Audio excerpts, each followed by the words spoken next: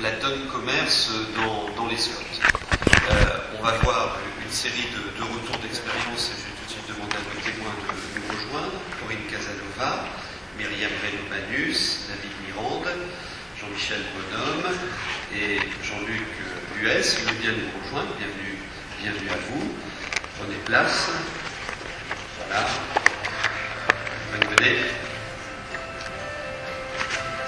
Bonjour. Bonjour madame. Ça va? Prenez place. Bienvenue, monsieur Huet.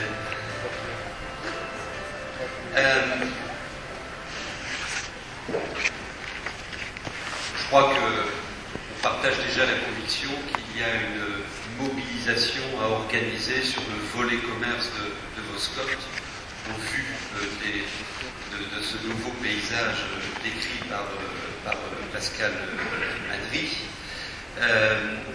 On va donc essayer de voir comment différents territoires que vous représentez se sont saisis de la question commerce. C'est intéressant que vous nous expliquiez votre démarche, votre process, votre méthodologie, pour répondre à quels enjeux et comment vous avez donc concrètement traduit ces enjeux dans vos Scouts et avec quels outils.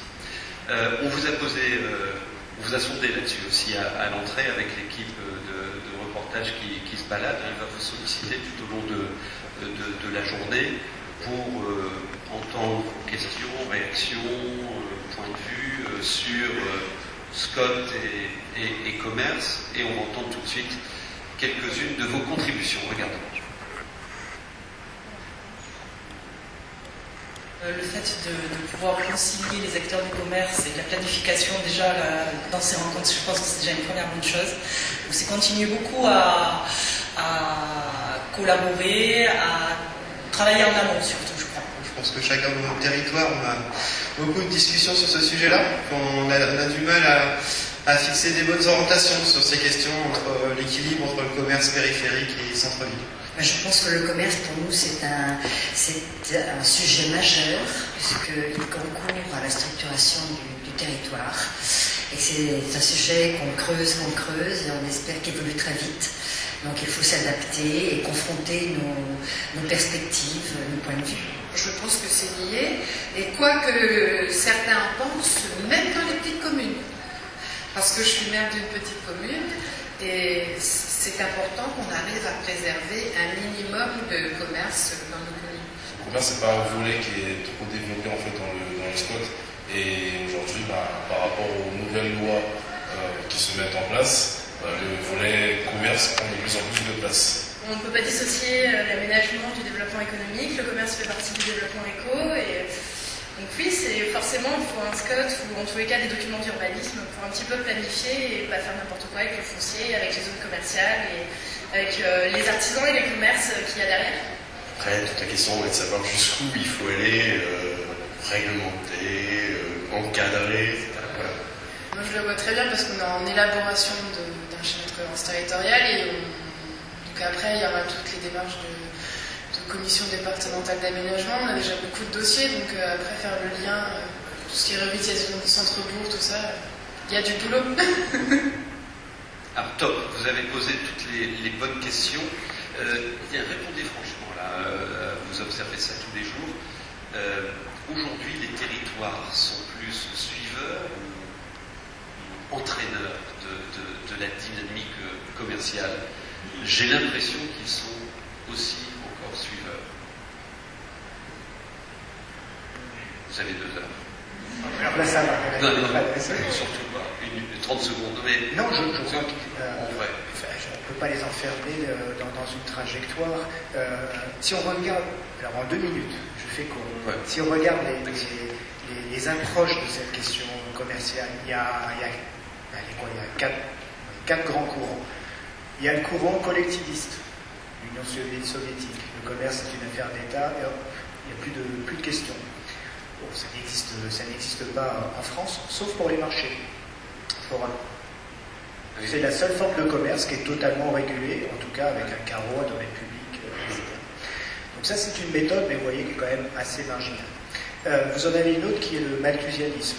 On bloque tout et on fige l'appareil commercial tel qu'il est aujourd'hui. On caricature un petit peu les choses, la loi Arroyer est un peu dans cette dynamique. On a une grande distribution qui met en péril nos centres-villes, nos commerces indépendants, donc on fige, enfin en tout cas on freine plutôt, avec des autorisations d'exploitation commerciale, une fiscalité, donc la TASCOM, etc., de l'époque, le TACA. Donc on met des barrières à l'entrée. J'appelle ça l'approche malthusienne.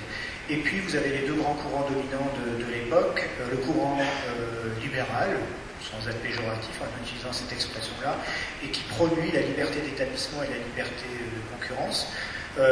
Héritage de la Révolution française, tout ça, c'est la suppression des corporations avec la loi Le Chapelier et le décret d'Allard. C'est à ces deux lois, deux textes législatifs qu'on doit ce libéralisme.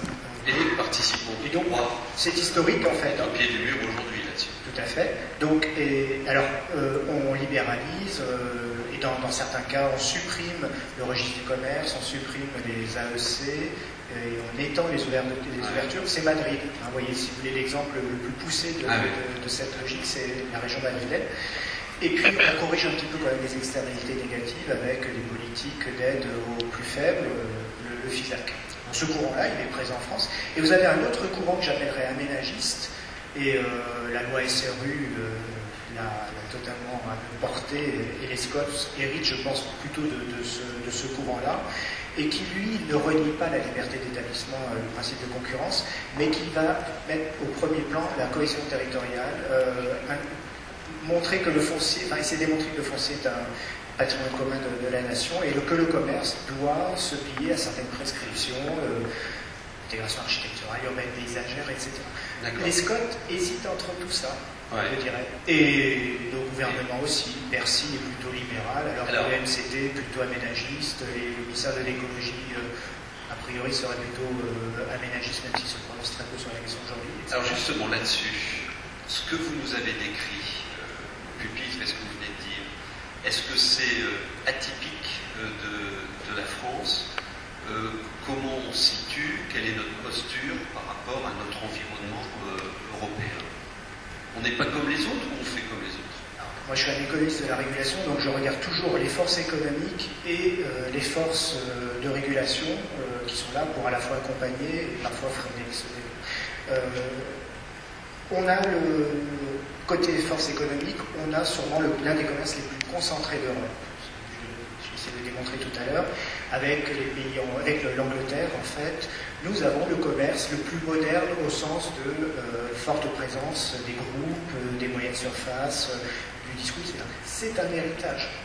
Et qu'on ne retournera pas comme ça du jour au lendemain. Il faut faire avec. Et vous avez dû faire avec, d'ailleurs, vous, les Scots, depuis les années 2000. Donc ça, c'est une spécificité en Europe.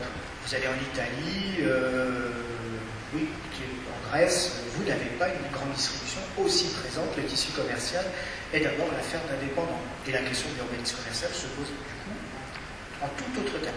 Ça, c'est les forces économiques qu'il ne faut jamais perdre de vue et qui sont donc aujourd'hui terriblement chahutées par Internet. Et on peut prédire que demain, la grande distribution aura les mêmes revendications que le commerce indépendant dans les années 70, pour celles qui ne s'est pas adaptées. Côté régulation... des nouveaux poujates qui vont arriver. On ne va pas dire dedans quand même pas, mais qui vont demander à ce qu'on fiscalise des GAFA, par exemple, des choses comme ça.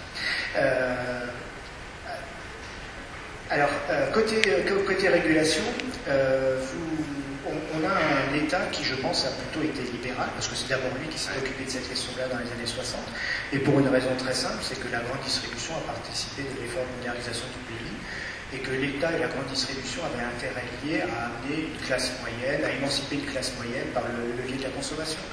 Et donc, je pense qu'il y a un pacte culturel, historique entre l'État et la grande distribution, et qui est présent encore aujourd'hui dans certains services ministériaux.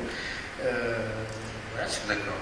Et puis, vous avez un autre courant qui dit il faut peut-être passer à autre chose, et on a d'autres enjeux maintenant qui sont environnementaux, de développement durable, et qui appellent peut-être une relation nouvelle avec ces acteurs. D'accord. Et dans ces autres pays d'Europe, y a-t-il des dispositifs, on se pose la question, Scott et commerce, est-ce qu'il y a des dispositifs comparables? Alors l'Allemagne, c'est sûrement l'exemple le plus probant de ce point de vue-là, avec une approche aménagiste, je dirais, très, très volontariste, avec une planification qui se décline à la fois au niveau d'une loi d'aménagement du territoire, qui est déjà très prescriptive, puis au niveau des régions. Nous, avec les STRADET, on est au balbutiement de la question commerciale à l'échelle régionale. En Allemagne, elle existe depuis les années 70.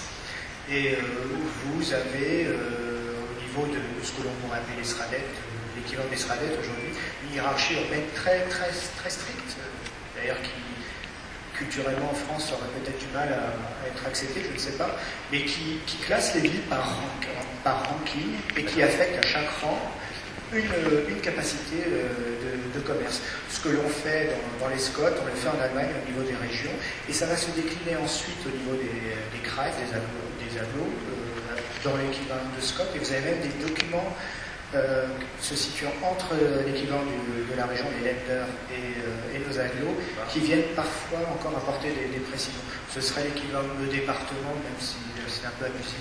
Et puis ensuite des cartes communales qui elles-mêmes sont très prescriptives. Tout à l'heure, on a entendu la ville d'Amiens nous dire qu'elle avait mis en place des linéaires de protection dans son plus pour préserver certaines rues. En Allemagne, vous pouvez faire ça sur tout un centre-ville. Très bien. On se présente, on fait connaissance et on commence avec vous, Corinne Casanova. Vous venez de Savoie, un rapide présentation. Donc Corinne Casanova, je viens effectivement de Savoie, je suis vice-présidente du SCOT de Métropole Savoie, c'est la partie urbaine de la Savoie entre Albars-Montbéliard et Chambéry, qui est un SCOT de 102 communes.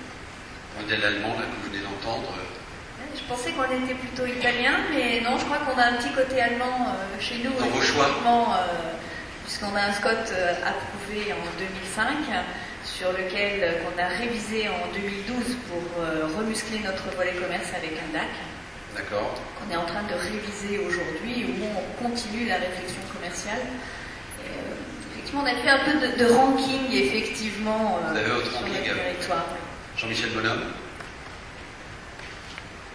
Oui, bonjour, Jean-Michel Bonhomme, vice-président du SCOT du pays de Lorient.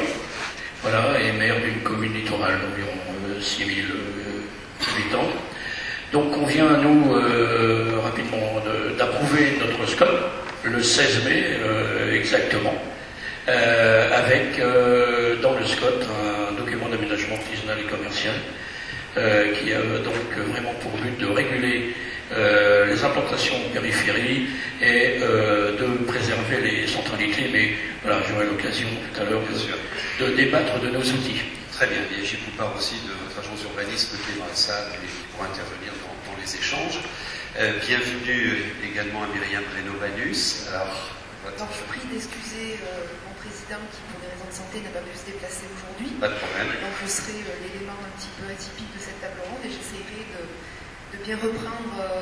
Pourquoi vous êtes atypique? Voilà, atypique parce que je suis technicienne au milieu du table ronde. Et que si on travaille ensemble avec les élus, chacun a sa place et doit y rester. Donc peut-être parfois j'aurai des interprétations dont je dirais tout de suite que c'est ma vision technicienne de la chose. On est un SCOT dans les régions montagnes des Alpes du Sud, Gap, avec mon accent que vous avez peut-être entendu. 80 communes, la moitié d'un département. On va dire, on est plutôt dans le rang des aménagistes, puisque quand on est en montagne particulièrement, les choix d'aménagement de territoire au niveau de toutes les fonctions urbaines, sans vouloir légiférer ou être malthusienne, il faut quand même qu'on organise les choses. Et vous avez dit très clairement que les enjeux environnementaux, entre guillemets, chez nous, vont prendre une importance importante, enfin une importance plus cruciale maintenant. David Mirande, qui est à 60 km de Lourdes. Vous parliez tout à l'heure, pas très loin. Donc, bonjour, David Mirande, je suis donc maire d'une toute petite commune rurale de 160 habitants, maire d'Arène, donc dans le Haut-Béarn. Je suis du coup vice-président en charge de l'aménagement de l'espace et de l'urbanisme et donc du SCOT de l'ex-Piémont Loronnais, puisque depuis le 1er janvier 2017, nous avons fusionné avec 3 autres territoires intercommunaux. dont je fais partie, puisque je n'ai jamais participé du coup à l'élaboration du SCOT précédent, mais aujourd'hui le SCOT s'est forcément étendu sur le nouveau territoire. Juste pour vous présenter brièvement notre nouveau territoire, donc le Haut-Béarn, c'est un territoire extrêmement rural, 1060 km², 48 communes, 32 000 habitants, 70% d'espace naturel, un peu moins de 27% d'espace agricole. Et aujourd'hui avec un grand débat puisqu'il y a 2 ours qu'on nous promet pour l'automne sur un territoire où le pastoralisme est extrêmement fort. Ah, et capitale du Béret. Exact, c'est la ville de Laurent-Sainte-Marie qui est également sous-préfecture, qui est notre ville-centre, tous les services du commerce se construit, qui est également la capitale du Béret. Je me demandais hier s'il y avait une différence entre le Béret basque et le Béret du Béarn. C'est la façon de l'emporter. La façon de l'emporter. Vous en avez amené, j'espère, pour ce soir. Non, j'ai pas pris pour rétro. On est en cru chez moi. Ah ouais, ici il fait toujours beau. Jean-Luc Villez. Oui, bonjour à tous. Je suis aussi maire rural d'une commune de 927 habitants, c'est-à-dire de l'INSEE, et président du SCOT Bourg-Bresse-Revermont depuis 2002. C'est-à-dire que j'ai une certaine ancienneté, une certaine permanence sur le sujet. Nous avons élaboré un premier schéma de cohérence territoriale sur le bassin Bourg-Bresse-Revermont, c'est-à-dire environ 130 000 habitants, avec une ville-préfecture Bourg-en-Bresse et donc une agglomération urbaine de 65 000 habitants et une campagne de 65 000 habitants. Première élaboration du schéma de cohérence territoriale 2002-2007 avec son approbation à l'unanimité par l'ensemble des communes. Puis modification et révision, et nous venons d'approuver une révision en décembre 2016. La révision, l'essence même de la révision, c'était de mettre en place un document d'aménagement artisanal et commercial qui nous manquait cruellement sur notre territoire. Dans notre l'agglomération urbaine, dans notre strate, nous sommes les champions de France des mètres carrés de surface commerciale. Très bien. Alors, si je dis une bêtise, mais dans la recherche-action que vous avez menée avec l'Acadie et les équipes de la Fédération, 94% des squats fécondants ont dit oui, on a intégré, mais avec des chemins divers, c'est l'intérêt de votre présence, le commerce dans nos scots ou leur révision. Sauf que c'est évidemment selon des modalités diverses et des engagements très très différents. Donc, on a une demi-heure avec vous, après on échangera avec la salle, pour comprendre le pourquoi et le comment de l'intégration du commerce dans vos scopes, votre méthode en quelque sorte. Parce qu'on est là aussi pour partager ces bonnes pratiques. C'est exact, les 94%.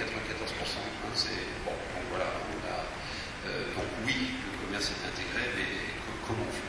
C'est ça le sujet. Vous avez déjà commencé à nous donner des éléments d'outillage. Alors, quelle prise de conscience et quelle intégration? Vous nous expliquez ça chacun en 2 minutes, et après on croisera nos différentes pratiques et on regardera les éléments qui peuvent ressortir. Qui veut démarrer? Allez-y. Comme vous, la prise de conscience, c'est bien sûr la consommation d'espaces extérieurs aux agglomérations urbaines avec la création de zones commerciales accueillant des grandes surfaces, des hypermarchés, l'imperméabilisation des sols, la consommation d'espace, l'imperméabilisation des sols avec les surfaces nécessaires en stationnement, et puis l'impact aussi sur les collectivités publiques pour desservir ces zones commerciales. Deuxième élément, c'est la disparition d'une centaine de commerces en centre-ville de la ville de siège et la recréation souvent de ces commerces en périphérie immédiate, c'est-à-dire de l'autre côté de la limite communale. Parce on n'a pas évoqué tout à l'heure, on n'a pas encore évoqué aujourd'hui, mais il y a des problèmes de limite communale. Ce qu'on ne fait pas dans une commune, on le fait dans la commune voisine parce que le PLU est plus souple ou que les élus ont été plus attentifs à l'accueil de surfaces commerciales. Et vous êtes trouvé dans une situation où une des communes aspirait l'essentiel de l'activité commerciale. Bien sûr, bien sûr. Alors, ça c'est un véritable problème non seulement dans les relations entre les élus, mais aussi dans l'économie générale de notre territoire. Vous m'avez dit dans le premier SCOT de 2008, c'est votre terme, hein, alors expliquez-nous, nous avons été très lâches avec le commerce. C'est-à-dire qu'on n'a pas traité, tout simplement parce qu'on sentait qu'on n'arrivait pas à traiter immédiatement ce sujet. On a réalisé ce spot en 4 ans et l'objectif premier, c'était la consommation d'espace et la diminution de la construction en milieu rural. On avait une forte croissance de l'habitat en milieu rural, donc des phénomènes de migration d'alternants pour le travail très importants. Et l'objectif, c'était de rééquilibrer entre lieu d'emploi, lieu de travail, lieu de loisir et lieu d'habitat. Donc, on a laissé faire 2008-2014, 2014 révision, et là, on adopte la DAC. Comment s'est comporté le vilain petit canard? Comment s'est comporté la commune qui avait... Elle s'est abstenue. Ah. Comment ça c'est une abstention positive. Oui, on aurait pu dire. Ouais. Mais comment se prépare un DAC? Enfin, comment ça se concerte? Qu'est-ce qu'on y met? Parce que là, vous aviez à mener un retournement. Oui, mais on était déjà pratiquement à un point de retour, puisque tel volume, telle surface, chacun commence à comprendre que aujourd'hui, sur les 5 dernières années avant la remise en œuvre de la révision, on a une croissance des surfaces commerciales de 3% par an, une croissance de population de 1%. Donc on se dit que ça ne va pas durer éternellement les 3%. Donc il va falloir regarder à mieux organiser le commerce localement. Alors, concrètement, c'est quoi la feuille de route parce que du coup j'ai l'impression que parce qu'on a été on n'a rien fait sur la première période. C'est ça. Là, alors oui, on a forcément serré, on a identifié des zones sur lesquelles, des zones sur lesquelles il n'y aura plus d'extension autorisée des grandes surfaces. C'est une forme de enthousiasme, certes, mais à un moment donné, c'est nécessaire. Donc, on interdit aux très grandes surfaces de s'étendre désormais et de créer des galeries commerciales à l'intérieur même de leurs grandes surfaces.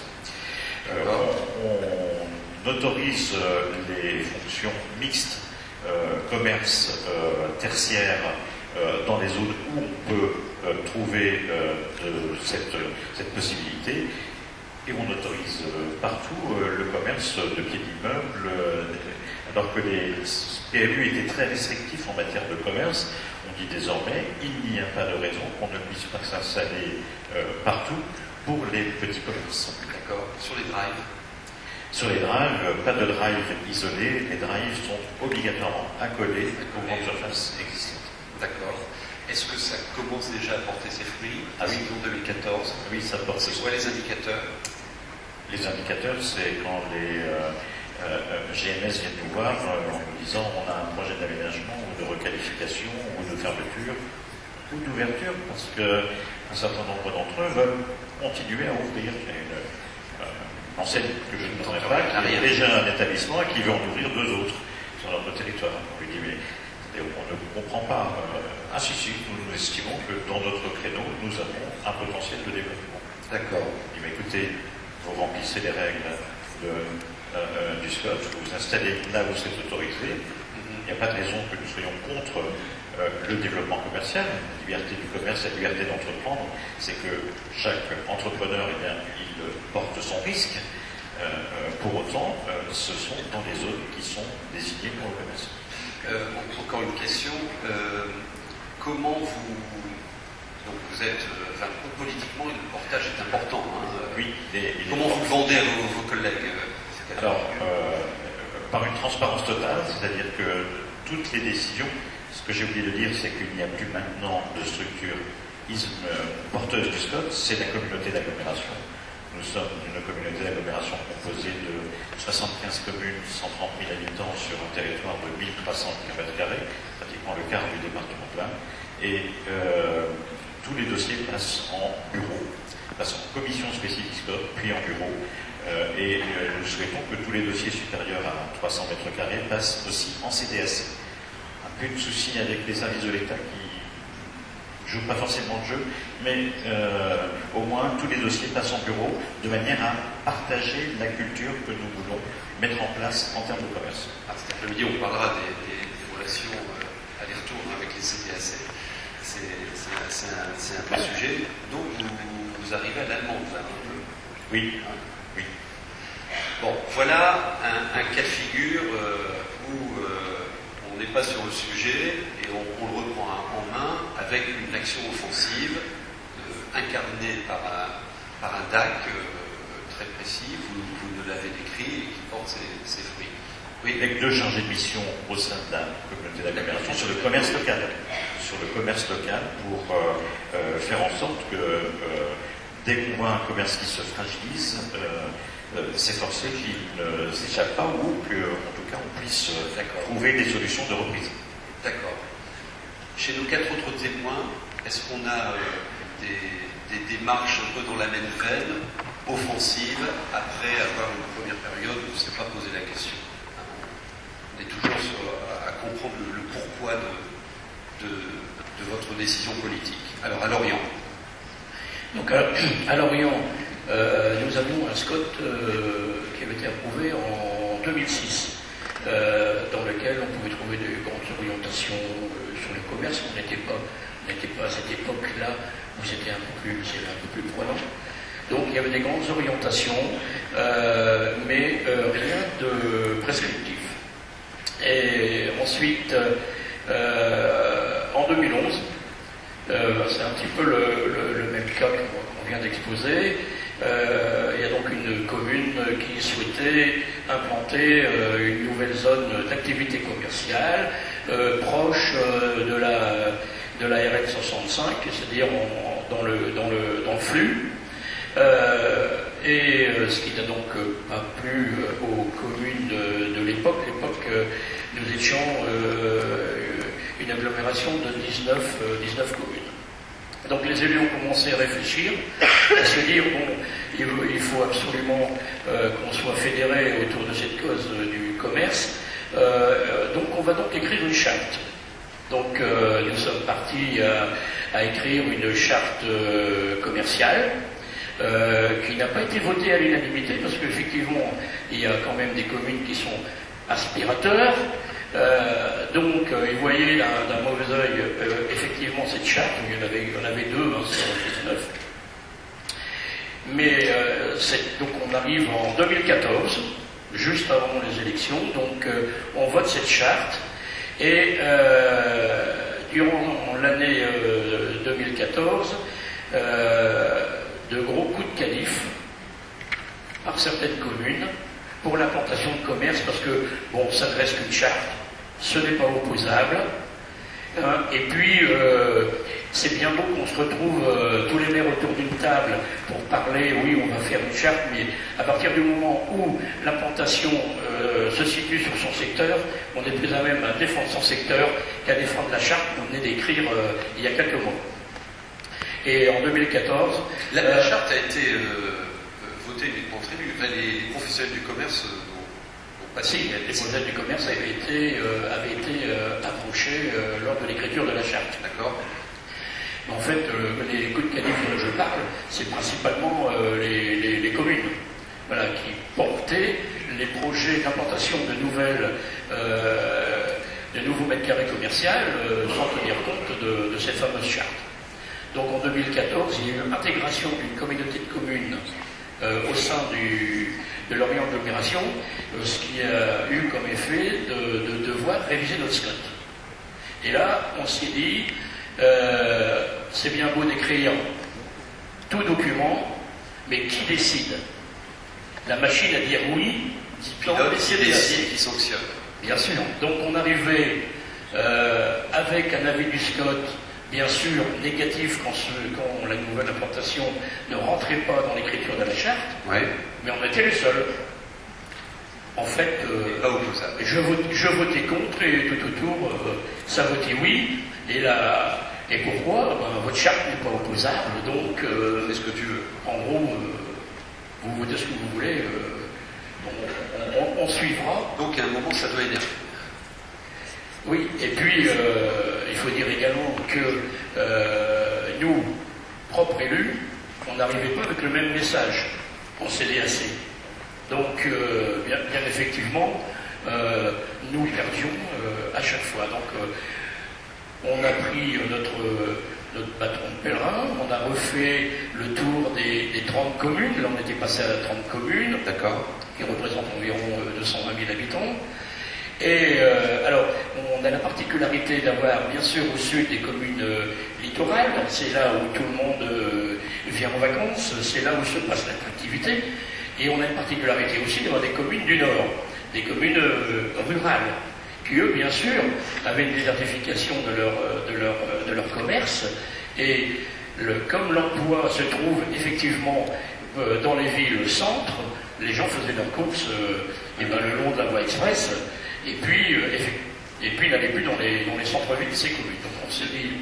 À ce stade, est-ce qu'il faut comprendre qu'une charte, démarrer qu'une charte, c'est une mauvaise pioche? C'est pas... Une charte, c'est une mauvaise pioche, ça fait l'air sur le coup. Mais ensuite, on s'est dit assez, on connaît les représentants. Il y a la ville qui porte le projet, il y a le représentant des associations des maires, il y a le représentant de la plus grande ville, il y a le représentant du SCOT. Voilà, il y a le conseil départemental qui avait pour habitude, conseil départemental, conseil régional, qui avait pour habitude de voter comme la commune porteuse du projet. Donc, on s'est dit, il faut qu'on bâtisse un document qui va être opposable. Donc, on a fait appel à M. Madry, qui vient de nous expliquer, il est partout, voilà, il est partout, même à Lorient, qui vient de nous expliquer un petit peu le contexte national, notre contexte, et puis voir comment on pouvait bâtir un DAC, je dirais, qui est très, très prescriptif. D'accord.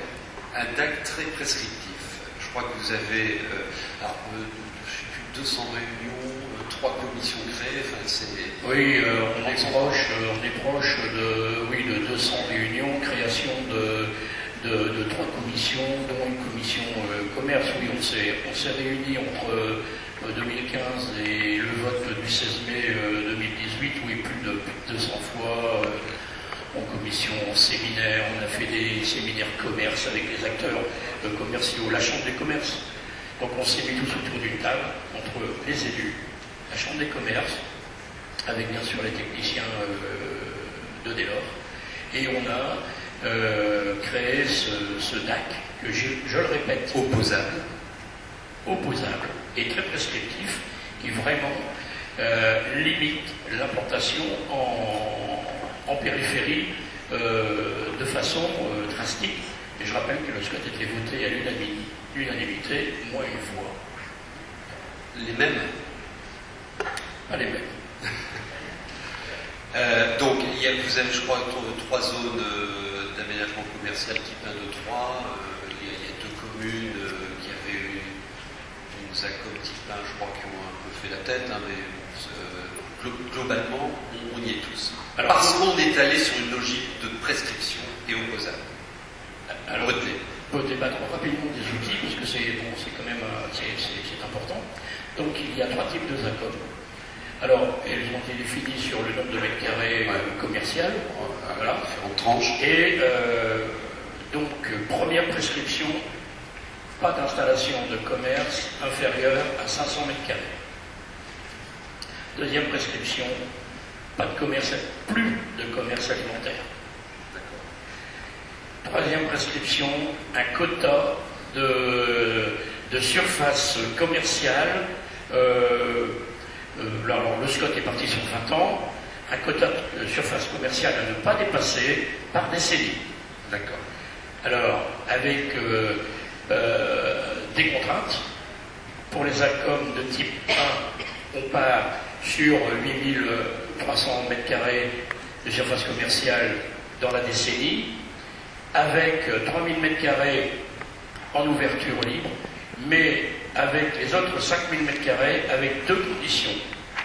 La première, c'est que le taux de vacances dans le centre-ville où se situent ces 2 ACOM soit inférieur à 9%. Et deuxième condition, c'est qu'il y ait 40% de résorption des friches commerciales sur ces accords. D'accord.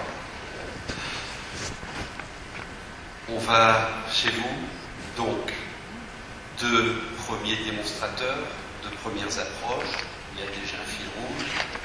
C'est qu'il faut, je prends votre terme, c'est un peu ça aussi chez vous, être prescriptif, se rendre opposable rapidement. Et là, vous êtes challengé par les nouvelles dimensions que nous décrit Pascal Manet. Racontez-nous votre histoire. Notre histoire, 2005, élaboration du SCOT, volet commerce qui tombe en 2010, puisqu'il était fait pour 5 ans. Nous, on n'a pas renversé la table parce qu'au départ, on était parti de façon assez pragmatique. On a un territoire qui est, à peu près tous, on est très différencié entre la ville de Chambéry, 100 000 habitants, l'agglo d'Aix-les-Bains, 50 000 habitants, et puis des territoires plus ruraux en périphérie. Et l'armature commerciale territoriale, elle était à l'image de l'armature territoriale. Tout court, elle était déséquilibrée. Donc nous, on a plutôt quelque part un peu pris acte de ce déséquilibre. On a effectivement 2 pôles de destination commerciale majeure. Alors nous, notre définition de nos pôles qui sont devenus nos ACOM à partir de 2012, on les a définis par rapport à leur accessibilité, par rapport à leur rayonnement. Quand on va à cet endroit-là, on vient d'où? Du quartier, de la commune, de l'interco, de l'inter-interco ou de tout le territoire de Métropole Savoie. Et puis leur fréquentation, on y va tous les combien? On y va tous les jours, on y va toutes les semaines, on y va plus occasionnellement, ce qui nous a permis d'établir cette hiérarchie. Et lorsqu'on est parti sur l'élaboration d'un DAC, notre président nous a incité à considérer qu'il était obligatoire avant qu'il le devienne. Et peut-être ce qu'il a fait, parce que ce qui me semble important, c'est de se dire qu'il y a à la fois les outils, et puis à la fois il y a qui les porte. Et je pense que c'est encore plus important le rôle des élus, le portage politique que l'outil technique. Avec Emmanuel, la directrice, avec l'équipe, ils se sont déplacés dans toutes les communes. Et la discussion qu'on a pu avoir, parce que dans le diagnostic initial, on s'est rendu compte aussi qu'il y avait ces pôles différenciés, et surtout il y avait 60% des communes qui n'avaient rien, pas de commerce du tout. Donc on est allé vers eux pour leur dire, il faut considérer que dans chaque commune, il doit pouvoir y avoir du commerce. Et donc dans chaque commune, on leur a proposé de mettre une centralité du quotidien. D'accord. Même s'il n'y en avait pas aujourd'hui. Ce qui a permis d'introduire une réflexion sur le commerce dans ces communes. Oui. La redéfinition des centralités du quotidien.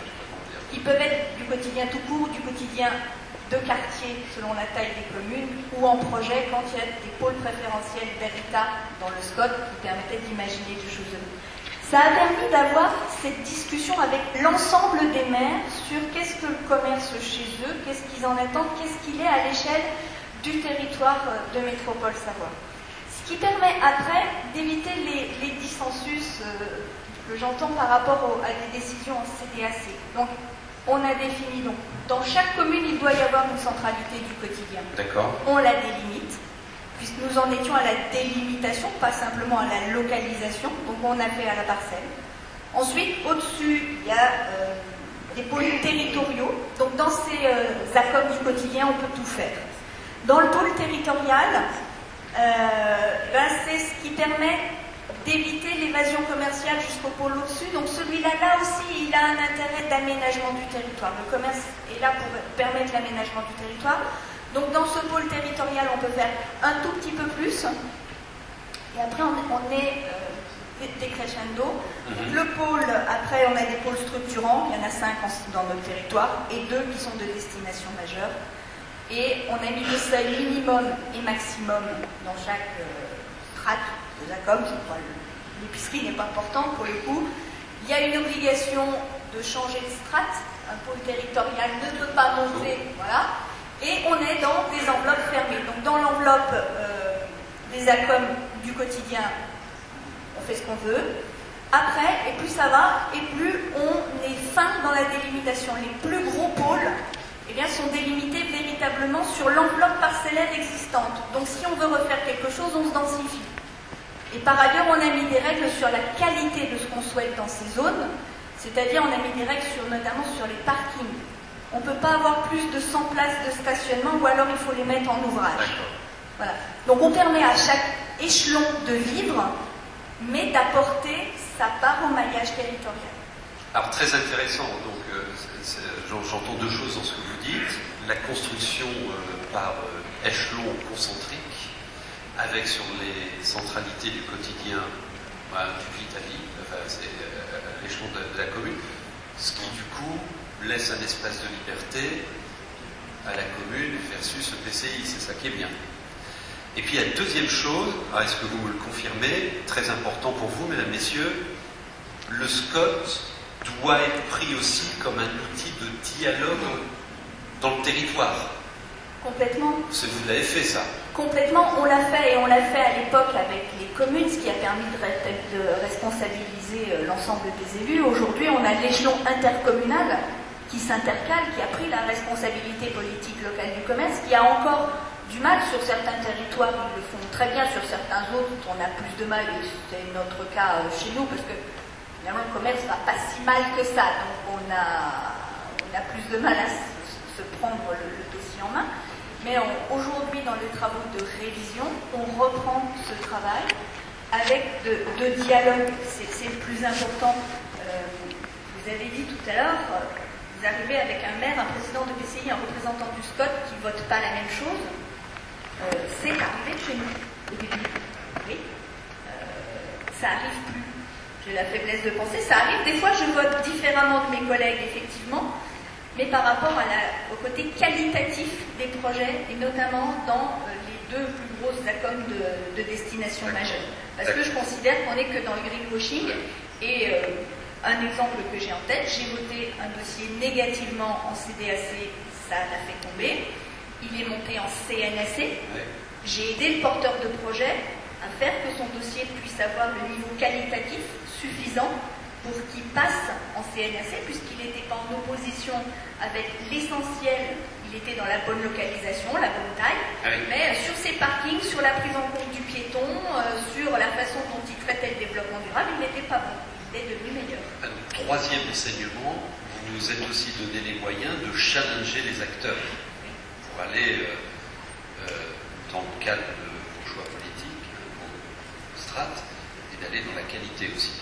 Avec un élément qui est souvent complexe, on reviendra peut-être, c'est le discours qu'on peut avoir avec les services de l'État dans les départements. Bien souvent, on n'est pas en désaccord avec nos maires, ils ont compris puisqu'ils ont participé à l'élaboration de la réflexion sur l'armature territoriale qu'on a et qu'on souhaite avoir ou conserver. Souvent, c'est dans l'interprétation avec les services de l'État. Il y a de moins en moins de monde dans les préfectures. Et il y a des analyses, par ce contrôle de notre directrice qui écrit les avis, et bien souvent nous ne sommes pas raccord. Clairement, nous ne sommes pas raccord sur la façon dont... de plus en plus aussi, les avis sont des avis qui se terminent pas par un oui ou par un non élaboré par le préfet, qui passe par un avis, déduisez-en ce que vous pouvez ou ce que vous voulez. Donc le désaccord ne va pas jusqu'au bout, mais c'est aussi cet élément-là que j'ai envie de faire remonter, que le consensus des élus peut parfois être plus fort que la règle pure. Voilà. Et c'est tant mieux. Et c'est tant mieux, tout à fait. Très bien. Très bien. Alors je vous ai vu acquiescer, madame, lors de l'intervention de madame Casanova. On peut caler, vous nous avez amené 2-3 images, on va les dérouler pour que vous parlez. Bon, sur ces 3 premières expériences, quel point commun avec la vôtre, quels commentaires vous avez à faire? Alors, par rapport aux 3 premiers exemples, dire que nous, dès le début, ça a été un enjeu fort que de travailler sur cette question-là, puisque le projet de SCOT, c'était déjà un projet, dans le cadre de l'élaboration, de travail entre des acteurs, élus et partenaires économiques, dans un territoire où la commune centre n'était pas dans une intercommunalité. Donc il faut se dire qu'on est parti d'une feuille un peu vierge en termes d'échange territorial. À l'instar de Chambéry, on est une zone de montagne, c'est pour ça que j'ai juste souhaité avoir deux petites diapos, c'est dire que la question du commerce, à notre échelle, on est une zone touristique, donc on a de très grandes surcapacités au niveau commercial qui sont du fait de notre saisonnalité. On a 4 PCI aujourd'hui, on en avait 8 au moment de l'élaboration du SCOT. La petite partie d'en bas était importante. Je ne sais pas si on peut remonter. Si, on la voit bien. On la voit bien. Voilà. La ville-centre de Gap par rapport aux préfectures de ce département est un aspirateur commercial puisqu'il y a plus de 88% des espaces commerciaux qui sont sur cette ville-centre par rapport à la totalité du département. Et donc l'enjeu de travailler sur notre périmètre, c'était un enjeu qui dépassait largement notre périmètre mais qui était un enjeu départemental. Par rapport à ça. Un deuxième point, c'est qu'effectivement, on est un espace touristique et quand on a fait le constat paysage lors d'élaboration de notre SCOT, mais bien entendu, on a fait un travail sur l'imaginaire collectif et les gens ont tout de suite posé qu'est-ce qui était beau dans leur territoire. On a travaillé avec des photographes, donc on avait les gens qui faisaient des photos de montagne, un cadre merveilleux et tout. Et quand on a commencé à poser les questions dans la grille de lecture de ces photographes, qu'est-ce qui menaçait à court terme ou à long terme notre territoire, immédiatement sont arrivées les photos de zones commerciales et de zones d'activité. Ouais. C'était le premier point qui était pointé comme je dirais, quand on baisse le regard, on a beau avoir une biodiversité, un environnement magnifique, que je vous engage bien entendu à venir voir de vos propres yeux. Il n'y a pas qu'Amiens qui est un peu chemin. Mais effectivement, ces espaces-là ont été pointés.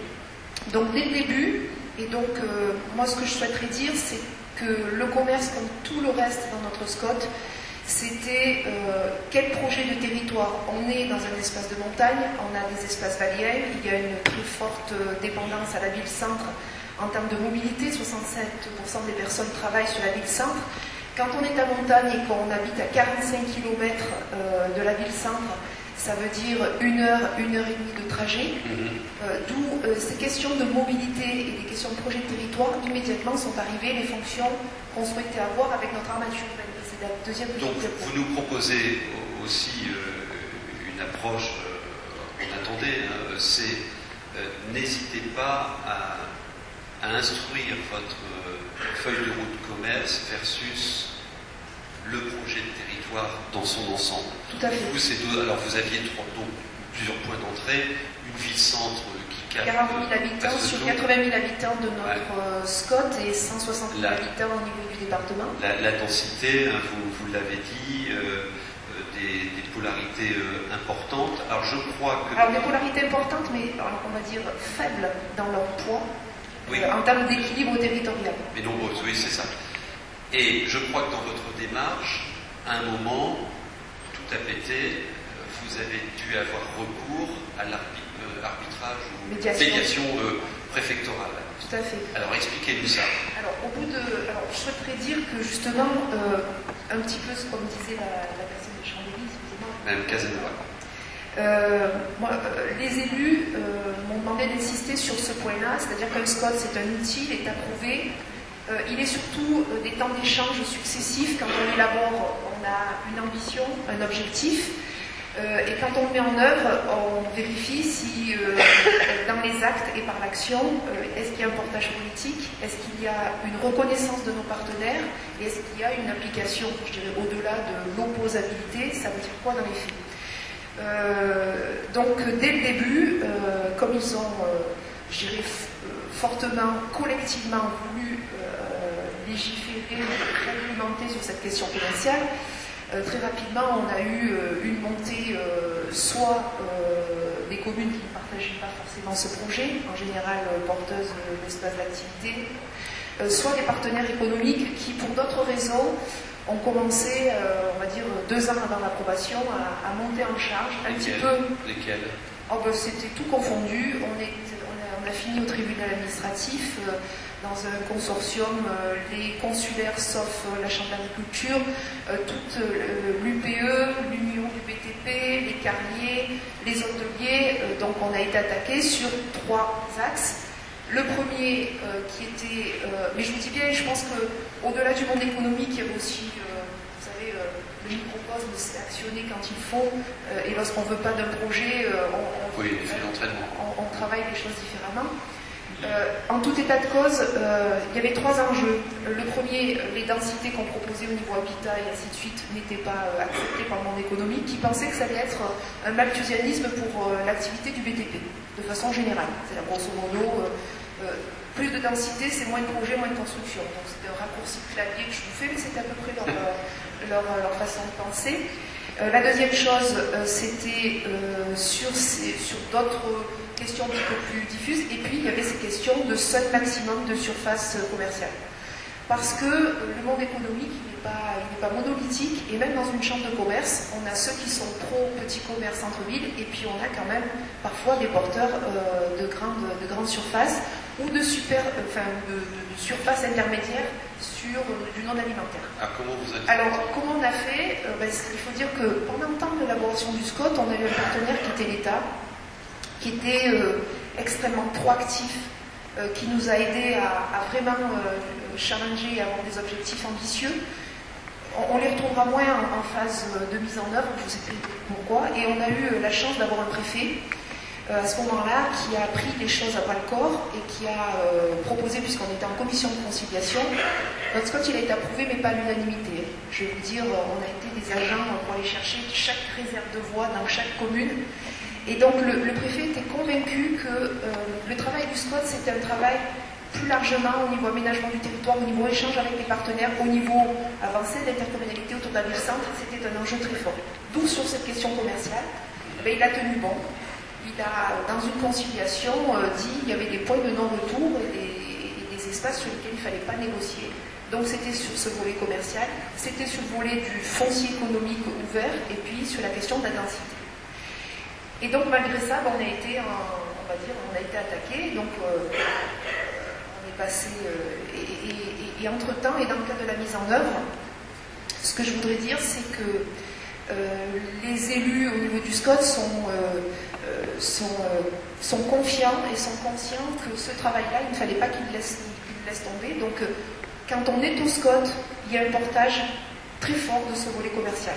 Donc on a très souvent raison contre tous, dans le sens où on vote défavorablement lorsque le SCOT n'est pas pris en compte, tant au niveau quantitatif que qualitatif. Je rejoins Madame Casanova, c'est-à-dire que parfois des projets, on les a fait améliorer sur leur volet qualitatif, très souvent en amont de laisser placer, parce qu'ils ont compris qu'on était en portage politique assez fort.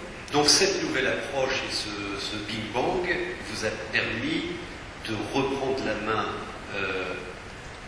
sur le projet de territoire avec le SCOT. Enfin, le SCOT a été est redevenu... Le SCOT, je dirais qu'on est... je reprendrai un peu je reprendrai un peu la FNAC, on est un peu les agitateurs d'idées et on est toujours porteurs des signaux faibles. On essaye d'être un peu à l'avant-garde de ce qu'il faut faire. Une belle phrase. Un SCOT est autant un résultat quand il est approuvé qu'un cheminement pour y arriver. C'est ce que je voulais vous dire. Ça, c'est le chemin de Damas, c'est 7 ans. Voilà. Et puis surtout, c'est ce que je voulais vous dire, c'était, et notre président était très attaché là-dessus. Pour nous, et ça continue à être un cheminement, c'est-à-dire qu'il ne faut pas régresser par les choix et les ambitions qui ont été portées sur ce territoire, malgré tous les avatars, tous les coups de canif, parce qu'on en a, premiers éléments, première CDAC, et on casse ça de façon allègre.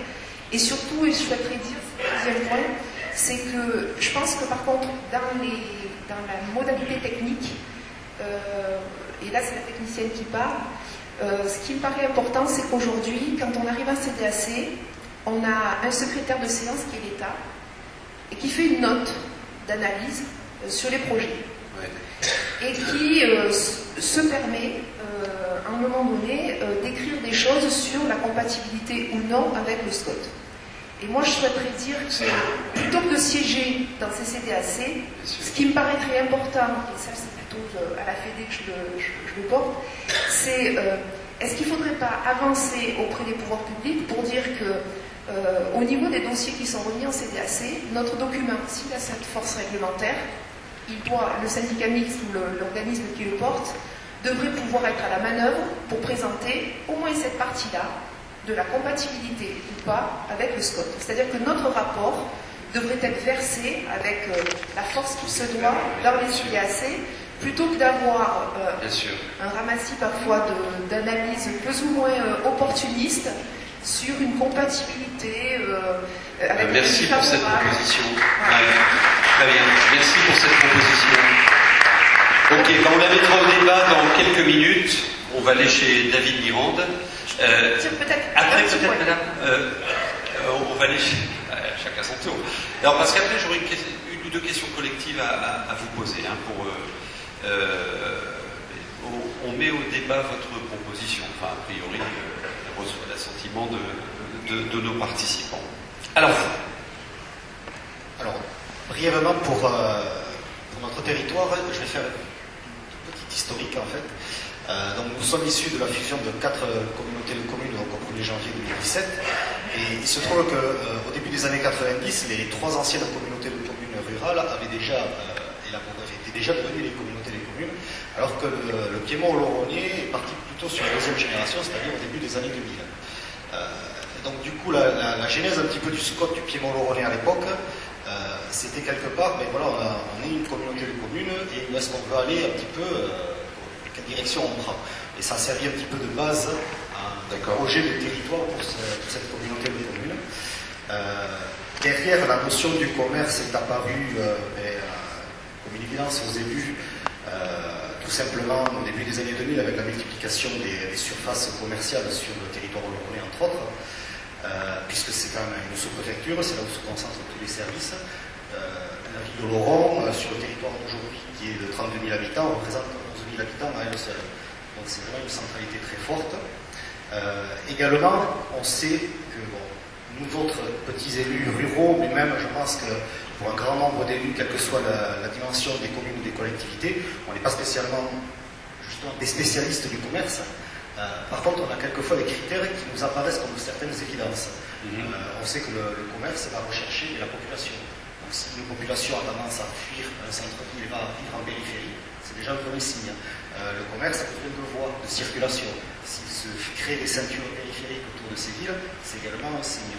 Donc à l'époque, tout simplement les élus du Piémont-Lauronais, et ça se confirme aujourd'hui puisqu'on vient de terminer une concertation sur le nouveau territoire, ça se confirme que ce diagnostic de l'époque était toujours valide. Ils ont souhaité conserver le développement des grandes et moyennes surfaces dans le périmètre de l'agglomération lauronnaise, qui concentre toutes les centralités, et éviter justement d'avoir des concurrences qui se créent avec les petites communes en fort développement démographique. Donc, en fait, le SCOT du Piémont-Lauronais sur la partie commerce est extrêmement simple. C'est essentiellement un paragraphe qui définit les implantations des grandes et moyennes surfaces au-delà de 300 mètres carrés.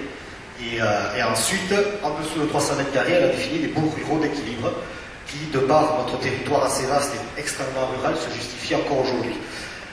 Donc ça, c'est une carte sur le tissu commercial, ça c'est suite au pré-diagnostic. On pourrait mettre la carte du SCOT, en fait. Il y a les zones d'implantation qui ont été définies dans le SCOT. La suivante, s'il vous plaît. A priori, il n'y en a pas. Voilà. Donc en fait, les zones commerciales sur l'agglomération lauronnaise ont été définies en centre-ville, sur la proche périphérie, toujours en agglomération, et une possibilité sur une zone artisanale d'accueillir une partie de commerce qui se trouve vraiment à la limite de l'agglomération. Donc la concertation a démarré en 2004. Pendant 3 ans, le SCOT n'a pas été opposable. Les élus ont souhaité le faire vivre de façon à bien l'appréhender. Il est devenu opposable en 2010, en septembre 2010. Et il permettait certains aménagements au niveau des zones commerciales. Il se trouve que la commune de Laurent a révisé son PLU en 2012 et a été un petit peu plus restrictive que ce que définissait le SCOT. Par exemple, donc, sur la zone artisanale qui est en limite périphérique, ils ont souhaité éviter à tout prix qu'il y ait des grandes et moyennes surfaces qui se situent là, et plutôt les conserver vraiment à l'intérieur de la commune, de façon à éviter un étalement qui pourrait ensuite continuer. Donc, votre document d'aménagement commercial est opposable, tout le monde est rentré dans le rang, tout le monde l'applique. Comment ça vit? Comment ça s'anime? A priori, pour le moment, il fait l'unanimité auprès dossiers-là auprès des élus. C'est vrai que ça permet également d'éviter, il y a des demandes en permanence, et notamment vis-à-vis des grands axes routiers. On a un projet de déviation de Laurent-Sainte-Marie important, on ne sait pas s'il verra le jour, mais notamment pour la nationale 134 qui monte ensuite sur le col du Somport pour aller en Espagne. Et il se trouve qu'il y avait déjà une grande surface qui voulait s'installer sur ce site-là, qui est vraiment une commune rurale, et se mettre vraiment à proximité. Donc déjà, le SCOT interdit ces installations, malgré les pressions, que ce soit des pressions sur les propriétaires fonciers, soit des opérateurs commerciaux, également quelquefois des communes, des élus de ces communes qui veulent toujours une installation sur son territoire. Donc à ce niveau-là, c'est parfaitement bloqué. Et c'est vrai qu'également, il y a une autre grande surface qui veut se déménager de l'endroit où elle est aujourd'hui, qui pour l'instant n'a pas accepté la proposition qui a été faite de se rapprocher un petit peu du centre-ville, d'aller sur une zone qui est définie par le SCOT. Et vu que le PLU de la ville de Laurent est justement un petit peu plus restrictif, on a tendance à y amener progressivement de par la discussion et la... Alors, parce que vous disiez ça hier soir au pied de la cathédrale, le SCOT inspire aujourd'hui le PLU. Il inspire, surtout ça a été un outil pédagogique à la fois pour les communes du Piémont-Laurennais, mais ça l'est également aujourd'hui pour les autres communes qui sont sur le territoire. Moi je suis issu d'une ancienne intercommunalité de 1800 habitants et 6 communes rurales. Nous sommes en cours d'élaboration de PLU, on espère arrêter à la fin de l'année. Et même si le SCOT n'est pas opposable sur notre territoire, on s'en est inspiré à un moment donné, quoi qu'il arrive. Donc il y a un échange qui est intéressant et il fait assez l'unanimité. Vous aviez une évasion commerciale vers Pau qui était de 50%, elle est tombée à 30%, CQFD. Racontez-leur l'histoire de Lidl Mais c'est un petit peu ce que je disais, c'était le Lidl qui veut se déplacer aujourd'hui, qui voulait se déplacer sur des zones qui ne sont pas identifiées dans le PLU de Laurent, qui sont identifiées sur le SCOT, mais qui sont justement enlevées par le PLU de Laurent. Et jusqu'à présent, toutes les zones qui leur ont été proposées étaient refusées, mais progressivement, ils vont très certainement arriver à s'installer sur la zone qui est prévue. Alors, une question que je vous pose, peut-être pas répondre les 6, mais que je vous lance. Avec les décisions que vous avez prises, est-ce que votre SCOT vous permet réellement dans la durée de jouer le rôle de régulateur de la donne commerciale de vos territoires, ou est-ce qu'il vous manque encore des trucs? Comment vous voyez les choses? Merci monsieur. Et après je vous demanderai un commentaire rapide et on donne la parole à la salle, ou l'inverse, on verra. Il y a un élément important qu'on a évoqué tout à l'heure, c'est que le commerce évolue beaucoup plus rapidement qu'il n'a évolué encore ces dernières années. Le commerce Internet, aujourd'hui, le taux d'évasion commerciale sur notre territoire, c'est entre 15 et 20%. C'est pas vraiment mesuré. On sait mesurer le volume financier commercial sur notre territoire, c'est 1 milliard d'euros. On sait qu'entre 15 et 20% sont en train d'échapper par la commande directe sur Internet. Donc, on prend des mesures aujourd'hui par rapport au passé, par rapport à une situation de construction, d'aménagement, mais et voilà, on ne sait pas ce qui va se passer. Alors, sur l'instant, oui, on peut penser que les mesures, quand une GMS vient de rencontrer, nous dit voilà, je vais fermer le carrefour que j'ai racheté de Dia, d'accord.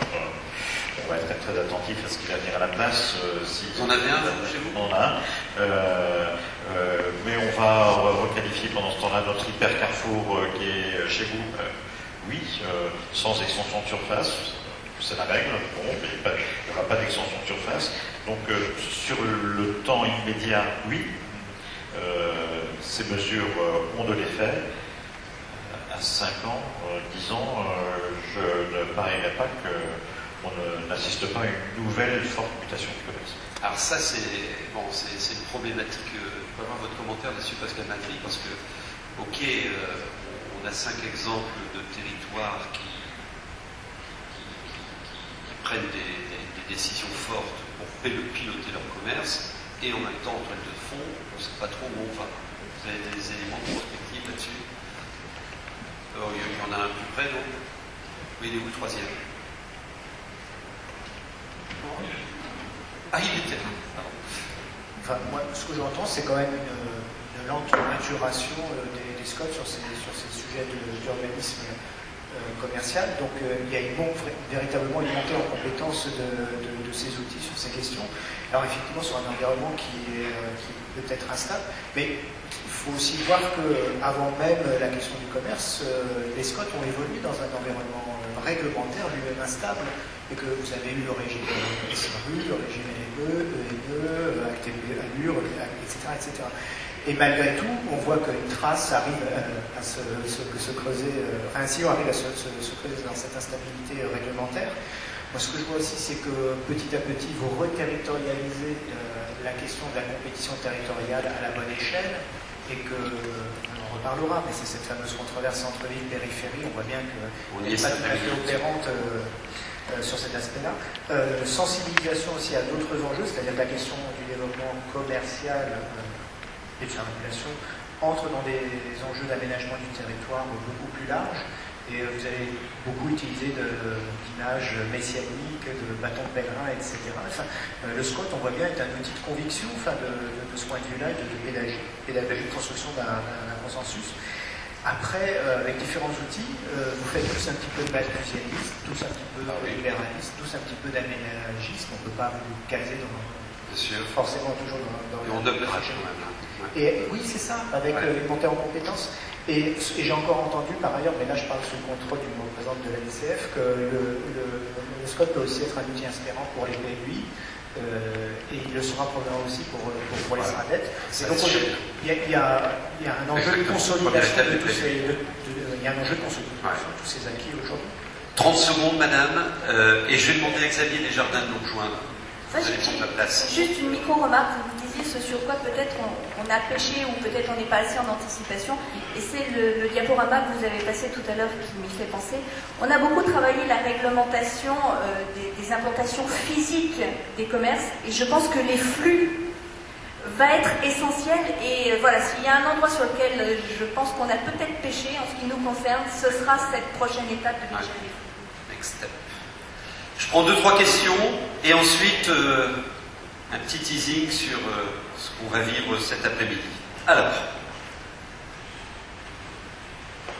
qui on a envie là, de faire ce qu'ils nous ont exprimé? Qui intervient? Monsieur. Je vous donne mon micro. Merci Nicolas Slay, président du SCOT des territoires du Grand Vendômois, donc sous-préfecture, arrondissement nord du Loir-et-Cher. Un témoignage et une question très rapide. Témoignage sur notre secteur, on a une charte d'urbanisme commercial, alors qui n'est pas opposable depuis 2000, mais qui a été écrite et concertée avec les acteurs économiques, les consommateurs, les commerçants locaux et autres. Elle se réunit dès qu'un porteur de projet arrive pour un projet de grande surface, bien avant de déposer en CDAC, donc tout ce travail de dialogue en anticipation, et en gros, après la réunion, il sait si ça va passer ou si ça va passer, ou si ça va pas passer. Et pour que ça passe, il a des prescriptions. Donc le dialogue pour l'instant se fait bien, voilà pour le témoignage. La proposition, c'est un débat que j'ai soumis au candidat au sénatorial que j'ai reçu en septembre dernier. Il y a eu à l'Assemblée nationale un projet de loi Ollier qui n'a pas abouti, qui visait à intégrer la réglementation de l'urbanisme commercial dans le reste. Et je leur disais, on va vraiment vers une démarche de renforcement du rôle des SCOT et des SRADET aussi. Pourquoi ne pas intégrer à la place des CDAC ou autres la décision à cette échelle-là en dialogue avec les territoires. Parce qu'il n'y a plus rien qui est de compétence et de pertinence départementale. C'est soit local, soit régional, voire soit national. Donc aussi bon relocaliser la décision avec nos documents qui se renforcent dans ce domaine-là. Voilà ma proposition, à la fois à Michel, à la FEDESCOT et aux autres, voilà, qui peuvent en débattre. Au président Marcon, je sais que dans son rapport, il y a des éléments de ce type-là.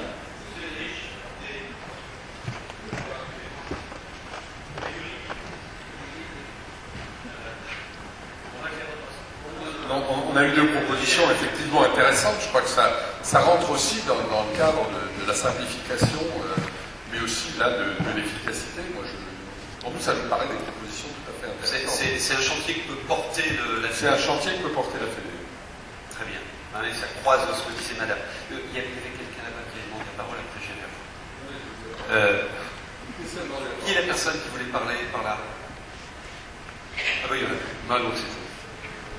Merci, oui, Gilles Poupard de l'agence d'urbanisme de Lorient. On a travaillé pour les élus du SCOT du Pays de Lorient. C'est juste un petite remarque sur la question de l'observation. C'est quand on a cité tout à l'heure, Jean-Michel Bonhomme a parlé de l'intervention de Pascal Madry sur Lorient et de la question du taux de vacances dans le centre-ville. Et en fait, nous, on s'est appuyé là-dessus après pour dire que ce taux de vacances, ça a aussi permis de sensibiliser l'ensemble des élus sur le danger de son niveau, mais surtout de son augmentation. Chaque année, il prenait un point. Donc on s'est organisé avec le CCI, avec les agences immobilières de Lorient pour mesurer chaque année le taux de vacances dans le centre-ville et dans les centralités du Pays de Lorient. Et c'est au-delà des conflits qu'il y a eu sur les zones périphériques, c'est cette prise de conscience de l'augmentation du taux de vacances qui a fait que le SCOT il y a des dispositions qui ont été prises, et aussi qu'on a mis une condition pour le développement des zones périphériques en disant vous ne pouvez pas vous développer tant que le taux de vacances est à tel niveau, parce que c'est un signe de mauvaise santé du centre-ville. Donc c'est ce critère-là qui finalement a été introduit dans le SCOT, de mettre une condition qui, c'est pas de dire c'est open bar pendant 10 ans ou c'est fermé pendant 10 ans, mais c'est ouvert ou fermé suivant le niveau de bonne santé du centre-ville qui est mesuré par ce taux de vacances. Dernière intervention. Ah bah là-bas. Vous allez. Merci. Monsieur. Vous m'aviez pas vu. Daniel Pougeot, je suis maire de la commune de Port-sur-Vienne, à la confluence de la Creusette de la Vienne et vice-président d'une communauté de communes en charge du SCOT et du PMI. J'ai entendu ce matin toute la présentation qui a été faite sur les outils d'analyse que je partage. Je viens d'entendre tout ce qui vient d'être cité en termes d'éléments moteurs sur les différents exemples qui ont été portés. Ma question, elle est la suivante. À quel moment, dans l'analyse, on introduit la qualité des acteurs du commerce? On sait, un peu partout, qu'une structure ne vit que quand l'acteur est performant pour la faire vivre. À quel moment vous l'introduisez dans votre analyse? Si j'ai la réponse là-dessus, ça va me satisfaire.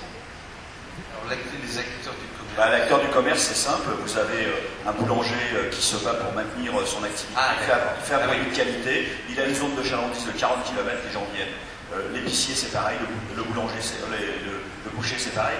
À tout niveau, l'acteur me semble essentiel dans la dynamique. L'indicateur.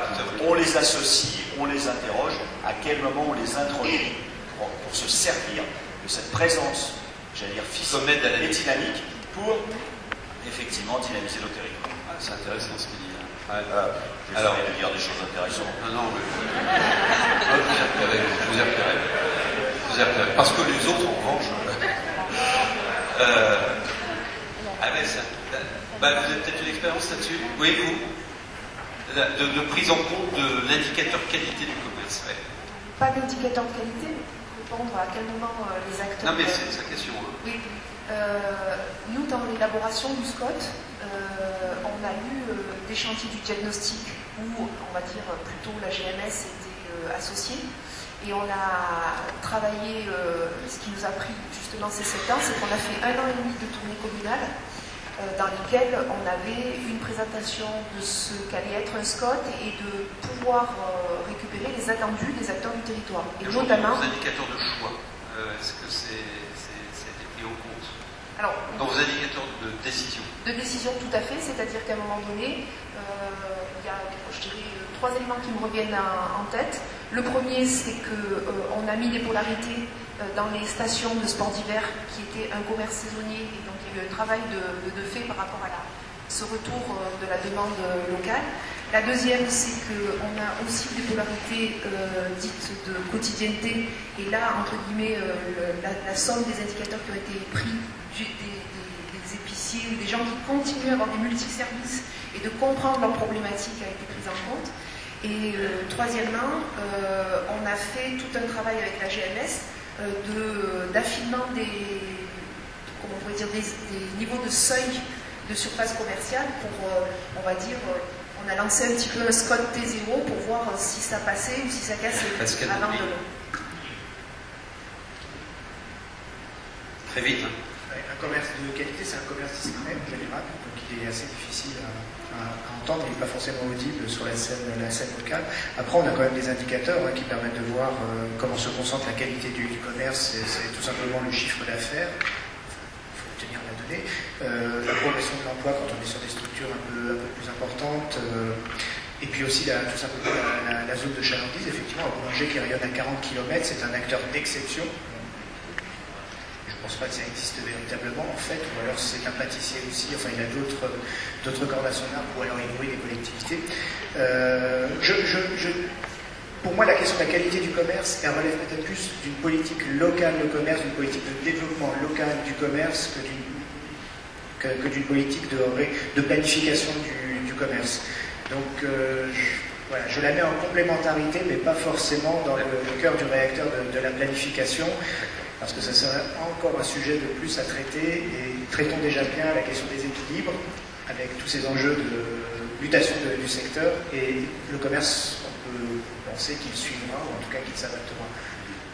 Xavier Desjardins, du cabinet Acadie, vous avez mené dans son projet de recherche-action cette étude que nous présentons cet après-midi, et qui propose, alors on les a déjà un peu déflorés, des controverses qu'on va décortiquer. Comment, alors première question, parce que là on a commencé à démontrer que oui, les SCOT ont rendez-vous avec le commerce, oui, ils peuvent jouer un rôle de régulateur. Quelle est votre réaction à ce que vous avez entendu ce matin? Et puis mettez-le en appétit sur ce que vous nous raconterez cet après-midi. Vous me donnez un sacré défi, c'est vous mettre en appétit à midi 27, mais en appétit pour la présentation de l'étude en début d'après-midi. Alors, effectivement, en fait, dans le panel de ce matin, on a bien entendu, je dirais, toute la difficulté d'exercice de planification. Je crois que vous avez, avec vos 5 cas, résumé les trois éléments qui font que c'est toujours compliqué et l'intérêt à y mener. La complexité, vous l'avez dit, c'est une compétition territoriale, vous l'avez tous dit, entre communes, le PLU qui ouvre, celui qui ferme, etc. Vous l'avez moins évoqué, enfin, on en a parlé avec Pau, mais la compétition territoriale aussi, c'est entre SCOT, et ça c'est aussi souvent une des difficultés que l'on a vues, c'est que d'un SCOT à l'autre, et même parfois des SCOT éloignés, parce que les métropoles régionales se font aussi concurrence sur un certain nombre d'éléments commerciaux, et donc ça, la compétition territoriale, c'est un élément évidemment extrêmement compliqué à dépasser. Compétition commerciale, bien sûr, vous l'avez évoqué, entre des types de commerce, les petits commerces, les grands commerces, mais aussi entre des acteurs commerciaux qui peuvent avoir d'ailleurs des points de vue différents sur l'opportunité ou non de limiter le développement commercial dans tel ou tel endroit. Et donc on sait bien que dans ce qu'on édicte dans un SCOT, on va faire des contents, des mécontents. Dans la sphère commerciale elle-même, elle a évidemment des avis qui sont extrêmement différenciés selon son positionnement dans la concurrence, selon sa qualité, selon sa localisation, etc. Et puis, le troisième élément de complexité, vous l'avez évoqué de manière feutrée, parce que vous êtes 5 cas, on va dire, très, très offensifs sur les questions commerciales, mais parfois entre vous, entre ceux qui pensent que voilà, c'est une question d'aménagement du territoire, le commerce, et ceux qui continuent à se dire que la liberté du commerce, il faut la chérir et donc être très très prudent quand on la limite. Et donc, ces trois difficultés, on les a vues partout, et ça, c'est des difficultés de long terme que l'on a encore aujourd'hui. Mais ce qui était très intéressant aussi, ce qu'on essaiera de montrer cet après-midi, c'est qu'aujourd'hui, tout ça, c'est des éléments avec lesquels, et on voit que c'est compliqué, ce que vous avez raconté, c'est des conflits, des conflits, pas avec de la violence, mais voilà, il faut y aller, quoi. Ça ne se résout pas, voilà, c'est un peu musclé. La question commerciale, c'est quand même pour les SCOT une question très compliquée, c'est tout ce que vous nous avez raconté, il faut de l'audace, de l'envie, du courage, etc. Mais ce qu'on a vu, c'est aussi que, et ça c'est intéressant, c'est ce que ça change, je pense qu'il y a quand même deux éléments, et ça a été dit ce matin, dès l'introduction, je pense que c'est la question de la centralité. Nous, quand on a fait nos entretiens, on nous a partout parlé de centre-ville. Et ce qu'on nous disait dans les centres-villes, c'est, vous savez, que la question du commerce, elle vient beaucoup par plein d'autres aspects, vous avez évoqué talent urbain, concurrence, les consommateurs, etc. Et la question des centres est pourquoi? Parce que, en fait, le mal-être des centres-villes ne vient pas que du commerce, on sait bien, il y a plein d'autres éléments, mais souvent, c'est un élément, je dirais, qui sonne comme une alerte, et en fait, quand le centre-ville va mal, on se dit c'est bizarre, c'est notre représentation de la vie urbaine européenne qui va mal, il y a un truc qui n'est pas normal là-dedans. normalement, quand on présente une ville, ce matin, on a parlé de la cathédrale d'Amiens, c'est dans le centre, etc., du centre-ville. Et quand on se dit le centre va mal, ben voilà, aussi, il y a quelque chose qui ne va pas bien chez nous, etc. Et en fait, cette alerte par rapport aux centralités, ce qui nous a beaucoup intéressé, c'est que beaucoup d'élus périurbains, à 4, 5, 10, 15, 20 km, nous disant, ben, nous aussi, ça c'est notre problème, puisque certes, c'est pas notre ville, mais ça correspond à notre territoire, et on ne peut pas avoir ça. Et donc ça, c'est un élément qui est extrêmement intéressant et qui découle derrière, on se dit que le levier du commerce est un de ceux qui participent de cette revitalisation-là. Et ça, je dirais, c'est un changement qui est quand même assez rapide. Donc peut-être en une décennie, enfin les cartes de Pascal montraient qu'en une décennie, la situation des champs avait changé.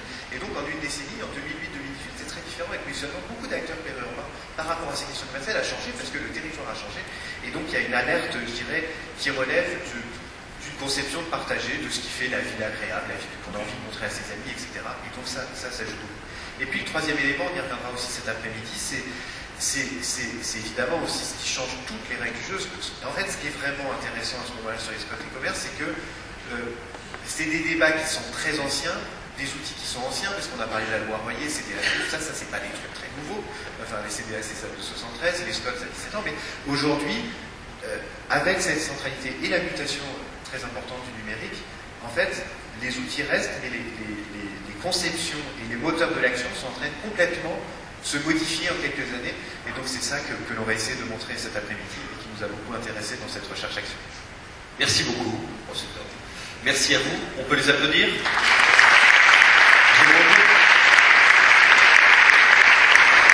Ah, il est là. Alors moi je vous retrouve à 14h pour la suite de